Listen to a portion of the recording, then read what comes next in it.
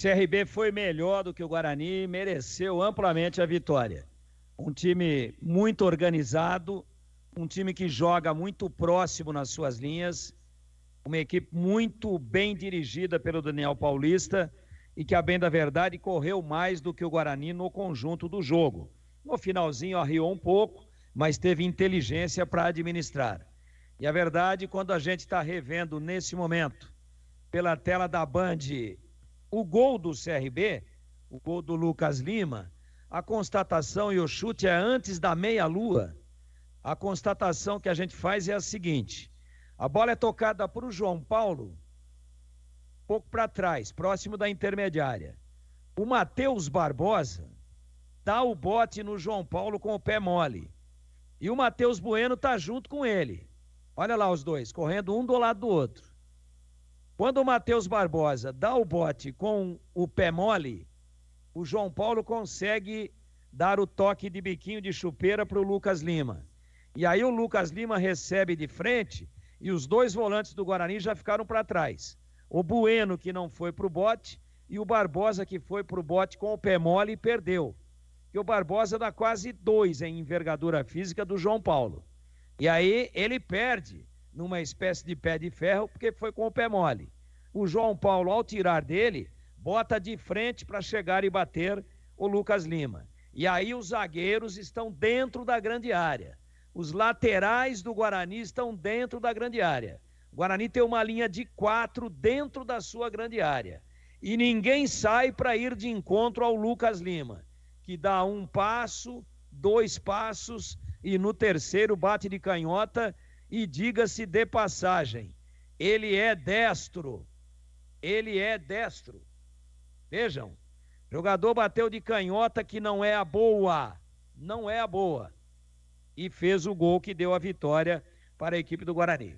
Então, como explicar a derrota bugrina? O Guarani jogou muito. Teve bons momentos na partida e a sua principal oportunidade foi no primeiro tempo, num chute de canhota do destro Bruno José. Grande defesa do Diogo Silva, de mão trocada, bola no seu canto direito, ele trocou, foi com a canhota, fez um milagre. Ali o Guarani poderia ter feito 1-0 e o melhor momento do Guarani na partida foi exatamente entre 35 e 45 do primeiro tempo.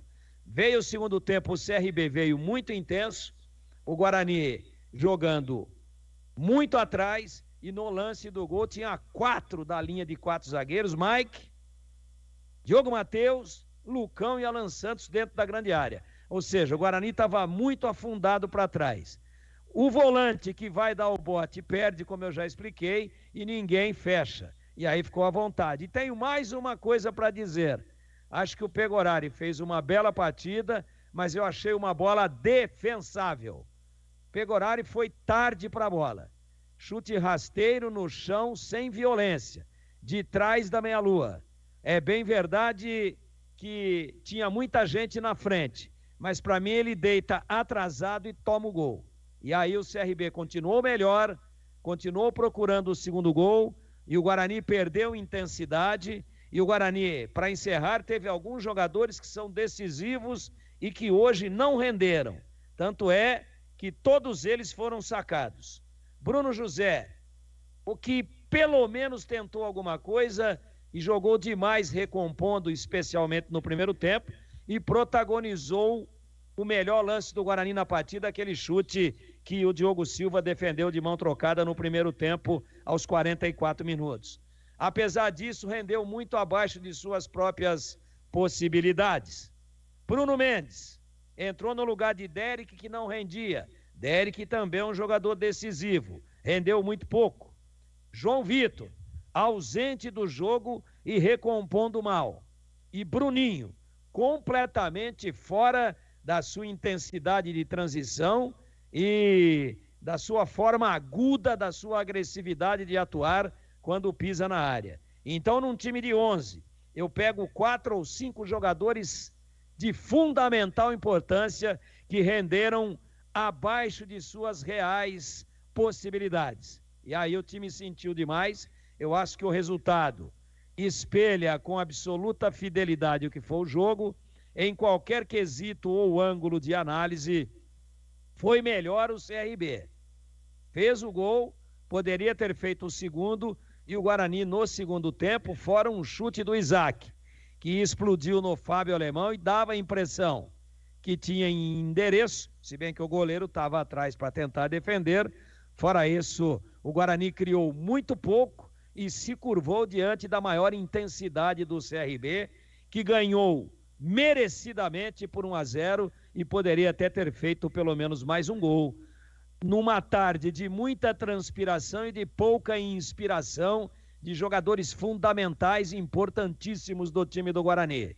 Isso explica a derrota e dentro deste panorama o CRB comemora com razão, o Guarani estaciona nos 50 pontos e traz um adversário que estava muito distante para próximo. Apenas 5 pontos, vem para 45 o CRB, que em casa não vai perder de mais ninguém.